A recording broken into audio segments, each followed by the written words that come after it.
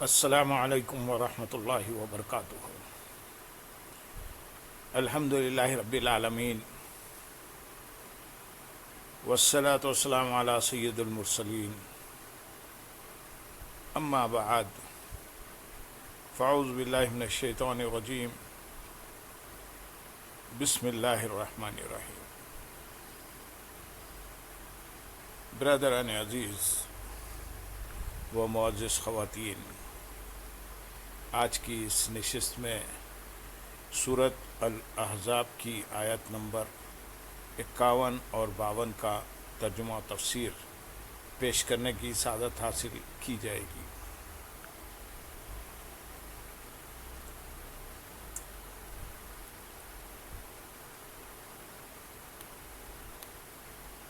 ترجي من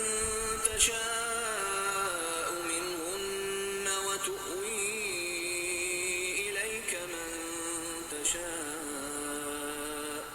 ومن ابتغيت ممن عزلت فلا جناح عليك ذلك أدنى أن تقر أعينهن ولا يحزن ويرضين بما آتيتهن كلهن والله يعلم ما في قلوبكم وكان الله عليما حليما۔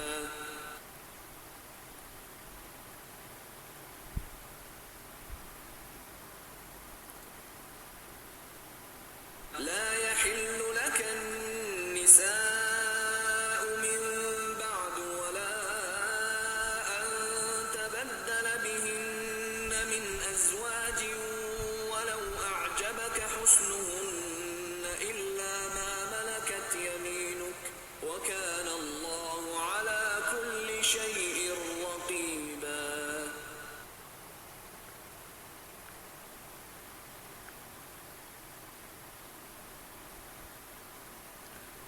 ان میں سے جسے چاہو پیچھے ہٹاؤ، اور ان میں سے جسے چاہو اپنے پاس جگہ دو، اور جنہیں تم نے علیحدہ کر دیا تھا ان میں سے جسے تمہارا جی چاہے اپنے قریب کر لو، تو اس میں بھی تم پر کچھ گناہ نہیں، یہ اس بات کے زیادہ نزدیک ہے کہ ان کی آنکھیں ٹھنڈی ہوں اور وہ غم نہ کریں، اور تم انہیں جو کچھ عطا فرماؤ اس پر وہ سب کی سب راضی رہیں، اور اے لوگو اللہ جانتا ہے جو تم سب کے دلوں میں ہیں، اور اللہ علم والا حلم والا ہے۔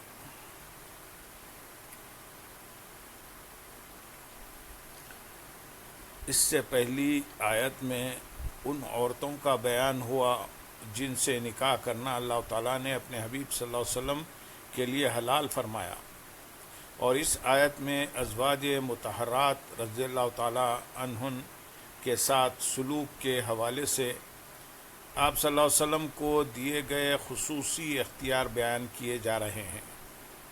چنانچہ ارشاد فرمایا ہے کہ اے پیارے حبیب صلی اللہ علیہ وسلم، آپ کو یہ اختیار دیا گیا ہے کہ جس زوجہ کو چاہیں اپنے سے دور رکھیں اور جسے چاہیں اپنے پاس رکھیں، اور ازواج مطہرات میں باری مقرر کریں یا نہ کریں۔ دوسرا قول حضرت عائشہ صدیقہ رضی اللہ تعالیٰ عنہ سے مروی ہے کہ یہ آیت ان عورتوں کے حق میں نازل ہوئی جنہوں نے اپنی جانیں حضور پرنور صلی اللہ علیہ وسلم کو نظر کی، اور حضور اقدس صلی اللہ علیہ وسلم کو اختیار دیا گیا کہ ان میں سے جس کو چاہیں قبول کریں، اس کے ساتھ نکاح فرمائیں، اور جس کو چاہیں انکار فرما دیں۔ ازواج مطہرات رضی اللہ تعالیٰ عنہن میں عدل کرنے یا نہ کرنے سے متعلق خصوصی اختیار ملنے کے باوجود تاجدار رسالت صلی اللہ علیہ وسلم کا مبارک عمل یہ تھا کہ آپ تمام ازواج مطہرات رضی اللہ تعالیٰ عنہن کے ساتھ عدل فرماتے اور ان کی باریاں برابر رکھتے، سوائے حضرت سودا رضی اللہ تعالیٰ عنہ کے، جنہوں نے اپنی باری کا دن ام المومنین حضرت عائشہ صدیقہ رضی اللہ تعالیٰ عنہ کو دے دیا تھا،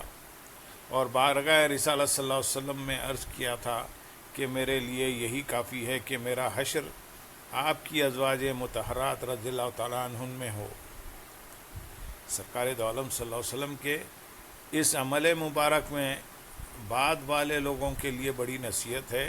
کہ رسول کریم صلی اللہ علیہ وسلم نے اختیار ملنے کے باوجود اپنی ازواج مطہرات رضی اللہ تعالیٰ عنہن میں عدل فرمایا، تو جن لوگوں کو یہ اختیار حاصل نہیں بلکہ ان پر عدل کرنا ہی لازم ہے تو انہیں کس درجے عدل کرنے کی ضرورت ہے۔ افسوس ہمارے معاشرے میں لوگ 2 یا 3 شادیاں تو کر لیتے ہیں لیکن سب بیویوں کے درمیان عدل و انصاف سے کام نہیں لیتے۔ اللہ تعالیٰ انہیں ہدایت اور عقل سلیم عطا فرمائے۔ جسے تم علیحدہ کر دیا تھا، جسے تم نے علیحدہ کر دیا تھا، یعنی اے حبیب صلی اللہ علیہ وسلم آپ نے ازواج مطہرات میں سے جس کو معزول کر دیا ہو یا جس کی باری کو ساخط کر دیا ہو، اس کی طرف آپ جب چاہیں التفات فرمائیں اور اس کو نوازیں، اس کا آپ کو اختیار دیا گیا ہے، اور یہ اختیار اس بات کے زیادہ نزدیک ہے کہ ان کی آنکھیں ٹھنڈی ہوں اور وہ غم نہ کریں، اور تم انہیں جو کچھ عطا فرماؤ اس پر وہ سب کی سب راضی رہیں، کیونکہ جب وہ یہ جانیں گی کہ یہ تفویض اور یہ اختیار آپ کو اللہ تعالیٰ کی طرف سے عطا ہوا ہے تو ان کے دل مطمئن ہو جائیں گے۔ اور اے لوگو، اللہ تعالیٰ جانتا ہے جو عورتوں کے معاملے میں اور ان میں سے بعض کی طرف مائل ہونے سے متعلق تم سب کے دلوں میں ہیں، اور اللہ تعالیٰ کی شان یہ ہے کہ وہ علم والا حلم والا ہے۔